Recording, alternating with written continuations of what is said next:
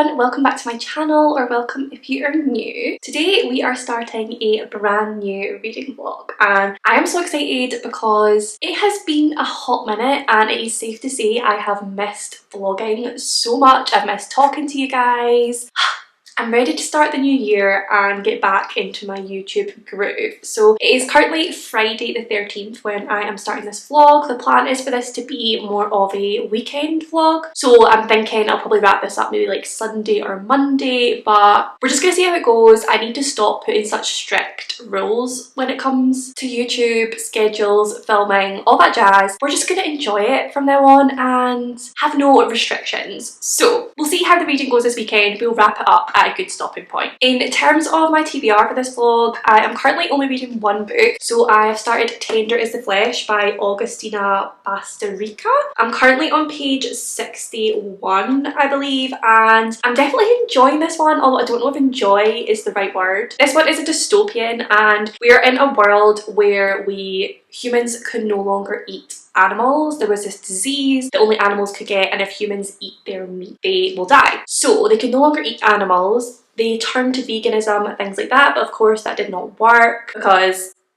people like meat. And eventually they turned to cannibalism, and at first this was like illegal, this was like barbaric, but then it became the norm, and now the slaughterhouses in this world are full of humans, although the humans who eat them do not see these humans as humans. These people are bred and raised for meat, for dairy, for leather, and the people in this world literally see them like as animals. They don't think of them as humans at all. And we're following Marcos, who works at one of these slaughterhouses, and it seems like he's maybe questioning this way of life a little bit. We're not too sure yet, but it is fair to say this book is unnerving. It is sort of like morbidly interesting. It is definitely a very difficult read, but it's one that I can't put down because I'm just so intrigued with like where this is going to go and how the author has written this. It is written in a very matter-of-fact tone, so everything that they're describing, they just state it as if this is completely normal, which I think is a really interesting way to do it, and it's a good way to do it in terms of like it not being too graphic. So far it's not been very graphic at all. It is more just been describing things sort of more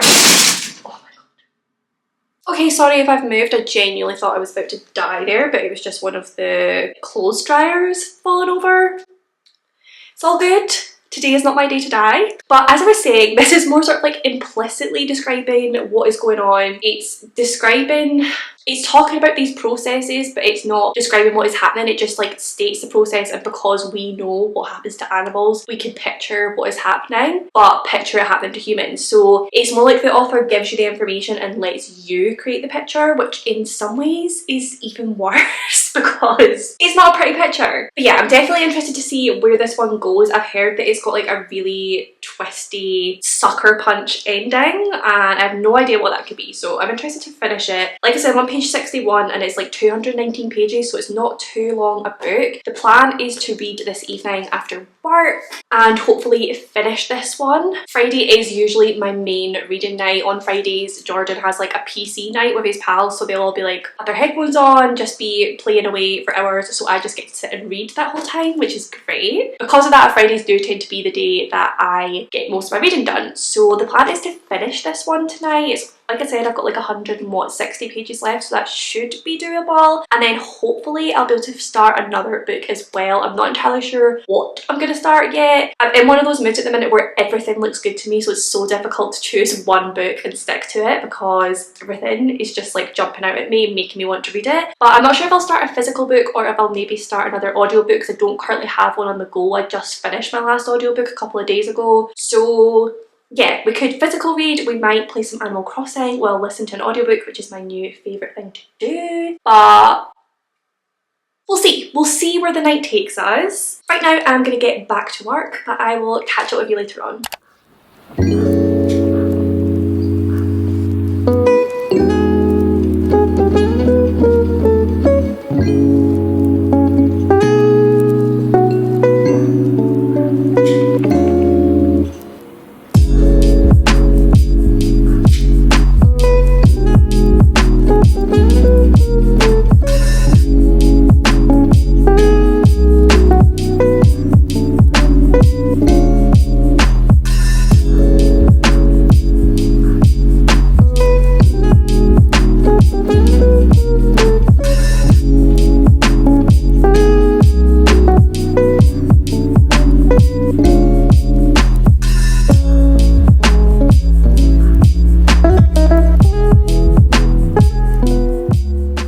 Alright guys, so it is quite a bit later now, but I have just reached the halfway mark of Tender is the Flesh, and a lot has changed since we last spoke. So obviously I had said before that to begin with, the writing is like very matter of fact, which it still is 100%. And actually, quick side note, I'm actually on a FaceTime call with Christy at the moment. We are just doing some reading sprints together, and we were just talking about Tender is the Flesh because Christy has read a little bit of it and then realised that it wasn't the right time for her to be reading it, and you definitely have to be in the right mood, like the sort of like right state of mind to be able to read this. It's not one that you can just pick up on a whim, I don't think. We're talking about the writing style in this and how it is so matter of fact, and we're saying how clever it is because not only does it show how the people in this book think of these people who are raised for slaughter not as humans, and how they think about everything so matter of factly, like this is just how this world works, there's nothing wrong with this, like this is just fact. But it also shows how the main character Marcos is trying to mask his feelings about what's going on and his questions and his doubts and his emotions towards these humans by talking about it in a matter-of-fact way and trying to tell himself this is just the way it is, this is how the world works. That's that. I just find that so interesting. It's just such a clever aspect of this book. But also, I had said earlier, getting back to the point, that it wasn't explicitly graphic. Well, that has changed. We just had a walkthrough of how this slaughterhouse works and all the different steps, and yeah, that was pretty hard to stomach. Once again, the way it was written so matter-of-factly, like it wasn't hugely descriptive, which I think is a good thing. I think again that is a very clever part of this writing, that you're not describing this insanely barbaric, just disgusting way of life, but it's just spoken about in simple terms. But obviously it is talking about very horrible procedures and actions in those simple terms, so you get a very good idea of what is happening. And yeah, this is definitely not a book for the faint-hearted. If you have any sort of aversion to blood,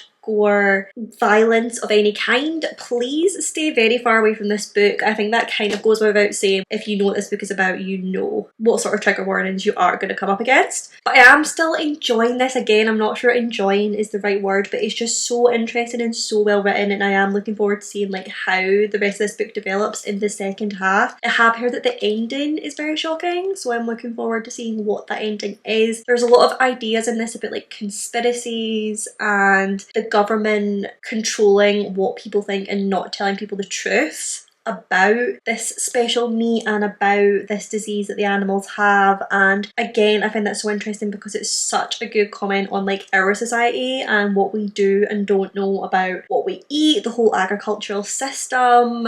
Like, it's just such an interesting commentary and such an interesting dystopian, and you guys know I love a good dystopian. So yeah, my plan is to finish this first and foremost. I am pretty sure that's doable tonight unless I suddenly get extremely exhausted, but the plan is definitely to finish this within the next couple of sprints with Christy, and then hopefully I will still be compos mentis enough to pick up another book. But right now, we're going to get back to reading this.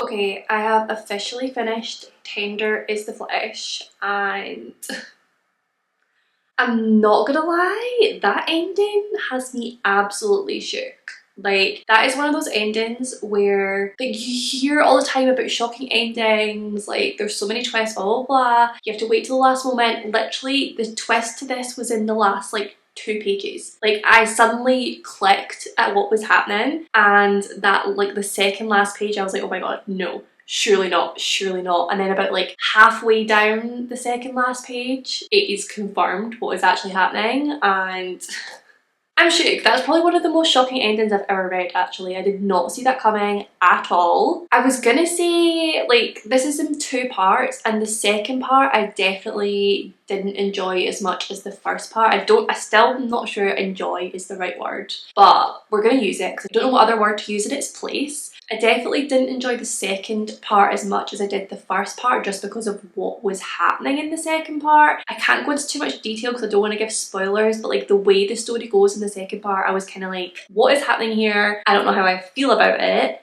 However, the ending has definitely brought it back up a little. I was feeling this was probably going to be a 3-star read, but I feel like that ending, just because of like the shock value and how much I'm going to have to think about what that actually means, I'm probably going to give this one 4 out of 5 stars. Definitely a very, very interesting book, like completely unique. I've never read anything like it. I love a book that really makes you think and that really makes you like question your life and your society as much as it does the society that you're reading about. So yeah, if you can handle this subject matter, if it does interest you, I would definitely recommend it, but please think about all the trigger warnings before doing so, because this one has every single trigger warning under the sun and each of those triggers are pretty graphically described, so just keep that in mind. But now, honestly, I have no idea what I want to read next. I'm not sure if I want to read an audiobook or if I want to read a physical book. If I read a physical book, I don't know which one that's going to be. So I'm gonna have a little think. Hello, we are back in my favourite place. Yes, I'm still wearing the same top. I'm in my comfies because I'm in the process of getting ready, you may be able to see. But I just thought I'd give you a quick update. It is obviously now the next day and I did end up picking up another physical read last night. So I ended up picking up Emily Wells' Encyclopedia of Fairies by Heather Fawcett. This is the Fairy Loot edition, which, can we just take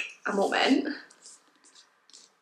to appreciate how freaking stunning this is. Like, I'm gonna show you the whole book, I'm just gonna have to do it. So this is the naked hardback, which kind of looks like an old book, which I absolutely love, but it's actually like really like, I don't know, like soft and shiny. Like, it's not the sort of material it looks like. And then of course we've got the gorgeous end papers, as always. Like, honestly, Fairy Loot, just smash it time and time again. So, but I did start this last night. I didn't get too far through it because I did get really tired. I got to page 29, so a good little starting point. But in this one, we are basically following Emily Wilde, who is a professor at Cambridge in, I don't know, like what year is this set in? 1909, and she is writing an encyclopedia of fairies. So she is travelling all around the world doing field research, going to all these locations where she knows the folk live, and she's going in and doing her little bit of research and getting more information on all the different types of fairies or types of folk so that she can write this encyclopedia. And at the start of the novel, she has just turned up in, I'm actually not sure where it is. It makes me think it's maybe like Iceland or somewhere. The village of Hransvik. Anyway, she turns up there to do her research here. She is not greeted very nicely by the townsfolk. They're very gruff. They don't really want her there. She has heard that there are 2 types of folk or fae in this town, this village. There are the brownies, who are like child-sized and they're more like mischievous, I believe. And then there's also like the courtly fae. And they are called, I want to call them the hidden folk, the hidden ones. So this village calls them the hidden ones, and they are like the most elusive of all fairies. She's going there to try and study them, get some more information on them for her encyclopedia, but the townsfolk don't really want her there because they try and stay away from these hidden ones. They do not want to anger them in any way. So they're not really happy that Emily is here trying to like mix stuff up. That's basically all I know so far. She hasn't even started her research yet. She's basically just arrived, had her very cold greeting, and she has had a letter from her academic rival Wendell Bambleby, who I believe, I could be wrong, but I believe it's this dude here, and I'm assuming there's going to be a romance there because it says in the blurb, nor does she care to spend time with another new arrival, her dashing and insufferably handsome academic rival Wendell Bambleby. So feel like he's going to be the romantic interest. I'm not really sure where that's going to go, but so far I'm absolutely loving this. I love the writing style. It's very whimsical and charming. There's some humour in it, but it's quite a dry humour, which suits Emily Wilde really well. I think she's a really interesting character because at the moment anyway, she is a very sort of professional, stern, put together woman and very sort of surface level. So I feel like maybe she's going to go on some sort of journey throughout this book. Maybe she is going to be softened by someone or something. But honestly, I have no idea where this one's going. All I know is that I enjoyed the first 28 pages and I can't wait to continue with it. I'm actually not going to do any more reading today because, as I said, I am in the process of getting ready. Jordan and I are going to go on a little date night tonight. This afternoon, this evening, we're going to go for dinner, get some drinks, all that jazz. We are going to come back, and usually what we do after a date night is we come back and put the Switch on. We joint bought the Switch, the Nintendo Switch, for our Christmas. We went halfers on it as like a joint present to each other, and we have used it so much since we got it. It was definitely a great investment, but we have a bit of a habit of having a few drinks, coming back, playing the Switch, and being awake till like 5 in the morning, which is not a habit we want to stick to. So we think we'll come home tonight, maybe watch like a scary movie or something, try and get to sleep at a fairly good time because we are going out tomorrow morning. We've made a little list of all these like cute, like good coffee shops that we want to try. So we're going to try and go to one of those tomorrow morning, and then we're also going to go see Avatar. So I'm very excited. I have not yet seen Avatar. I know I'm gonna love it. Jordan's already seen it. He saw it with his friends and he adored it. So I cannot wait to finally get rid of this FOMO I have been feeling. And then that'll probably take out most of our day, to be honest, because it is a rather long film. But the plan is to come back and then hopefully I will spend my evening reading and getting some more good progress with this one. So yeah, that's all the updates I have for now, but I will catch up with you later.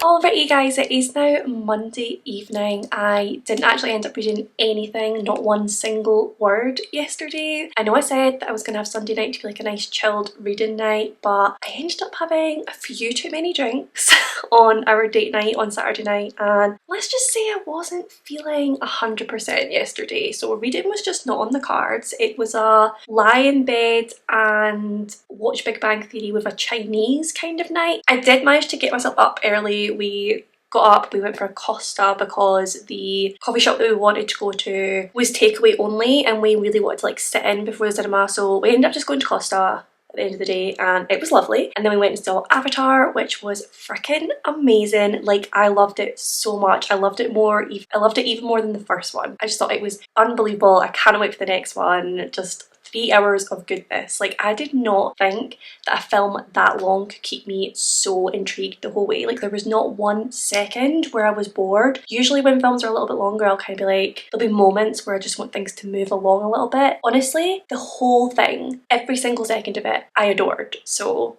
yeah, I just want to go see it again now, to be honest. I wanted to go see it again as soon as I came out of the cinema. I wanted to go straight back in and see it again. So if you've not seen the new Avatar, this is your sign to go and watch it. But yeah, then we got back. I literally just got myself into bed, watched Netflix, ate Chinese, ate snacks, tried to drink water. And now it's Monday evening and I have been doing quite a bit of reading of the Emily Wilde's Encyclopedia of Fairies this evening. This is just the hardback because I always take off the dust jacket when I'm reading. But I am now on page 160, so I have reached the halfway mark and it's safe to say I am loving this book. I really like the writing style. I feel like the way that it's written is very sort of like It reminds me of a classic, like a Jane Austen or a Bronte novel or something. And it's all written from Emily Wells' perspective. Like she's writing in her journal and like logging her days as she's doing this field research for her encyclopedia. And I love her character and the way that she's sort of like evolving throughout the book. Like I said in my last update, I believe that she is very like proper and professional to begin with, but I felt like surely something was going to start like bringing her out of her shell a bit. And I do feel like that's starting to happen. Like I feel there's probably still more to come with that. It feels like she's kind of got her guard up a bit and I'm kind of waiting for that to come down, but I have seen like little glimpses of it. Bumblebee has arrived and I absolutely love the like dynamic between those two, because there seems to be like sexual tension. Like I think she definitely fancies him. She talks about how handsome and perfect he is, but then also she doesn't talk about actually like wanting to be with him or anything. But I feel like maybe she's like in a bit of a state of denial, and he also has like a conquest every night. He's just like a charmer, so she's probably just not allowing herself to have those feelings. But the way that they communicate is just hilarious. Like it's just quip after quip, like sarky comment after sarky comment. Honestly, some of the things they say to each other have had me actually laughing out loud. I just love the dynamic between those two. I've never really read anything that's like folklore-y before, so I'm really enjoying that aspect of it, like learning about the different types of fairy, and we've even had like a changeling, and it is a very like cute, cozy, warm story, but it also has some more sort of like sinister aspects to it, like the changeling and like these sort of like more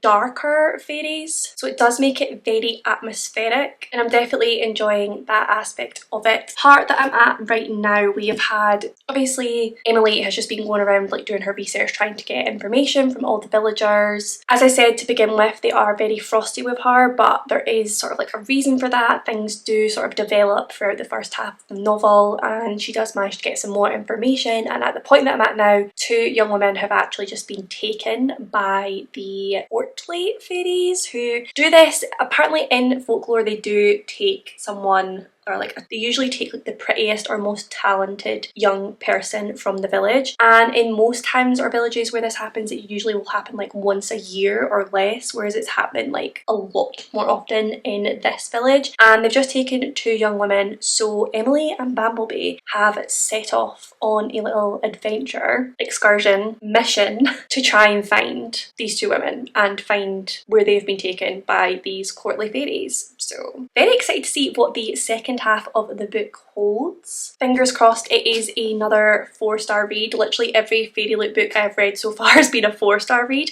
I'm hoping for a 5-star soon, but 4-star is amazing. Like they just never let me down. But it is pretty late now. I might do a little bit more reading in bed. I'm not really sure how much, but my plan is to hopefully update you guys for the last time tomorrow and then wrap up this vlog. Alright guys, so it has actually been a couple of days. It is now Wednesday and I'm just coming on to conclude the vlog. I did read a little bit more of Emily Wells' Encyclopedia of Fairies. I actually can't remember what page I was on when we last spoke, but I'm now on page 273, so I literally have like this tiny little bit left. Like I think it's about 50 pages or something, so I'll probably finish that off tonight. I am definitely still enjoying this one, but I'm gonna have some unpopular opinions with this one, I think, because there are some aspects of the writing in the second half of the novel, like some of the ways that the story goes and some of the descriptions, which are beautiful and are really well done, but they remind me of Spinning Silver by, is it Naomi Novik, I want to say, and I really did not enjoy that book, which is a very unpopular opinion. Lots of people adore that book, but I actually gave it 2 stars. I thought it was actually really boring and I just did not enjoy it at all, and there are some parts of this that really remind me of Spinning Silver, so I'm not really enjoying those parts of it, which I feel is going to bring my rating down a little bit. But I still do adore the characters. Like Bumblebee in this, I absolutely love him. I think he's such a good character. He's got aspects of hero, but he's also very dark and sinister himself as well, and a little bit scary at times, but also just so funny. He's like one of those ones that's got like a darker exterior, but he's also got like a smooshy inside as well, which is my favourite type of love interest, and there has been bits of one of my favourite tropes, which is the touch her and you die trope. I am a sucker for that. So those scenes have been killing me. There is a lot of really beautiful writing in this, like I said before. I'm really enjoying that. There's a line on page 193 that I just noted down because I think I read it over like 3 times because I loved it so much, and it says, "One doesn't need magic if one knows enough stories." Like, I just love that. That is just like a motto to live by, really, isn't it? So yeah, I've got about 50 pages left. I am really enjoying it. At the moment, it's feeling more like a 3-star read, and I feel like I'm going to really anger some people with that because most people who have read this have said it was a really easy 5 stars for them. So I might get in a little bit of trouble, but that's what reading's all about, isn't it? We all have different opinions. There's nothing wrong with this book. It's just my taste. So that will conclude this week's reading vlog. I really hope that you enjoyed it. At the start of next week's reading vlog, I'll probably look the exact same because I am planning on filming the intro right after this so we can get straight into the next vlog. But please do let me know in the comments down below what you have been reading, what you've been enjoying, if you have any thoughts on the books that I read in this vlog. If you did enjoy the video, please do give it a big thumbs up. Subscribe for more bookish content from me. Comment down below with any of your thoughts and feelings. I do reply to every single comment. I love you all, and I will see you in my next one.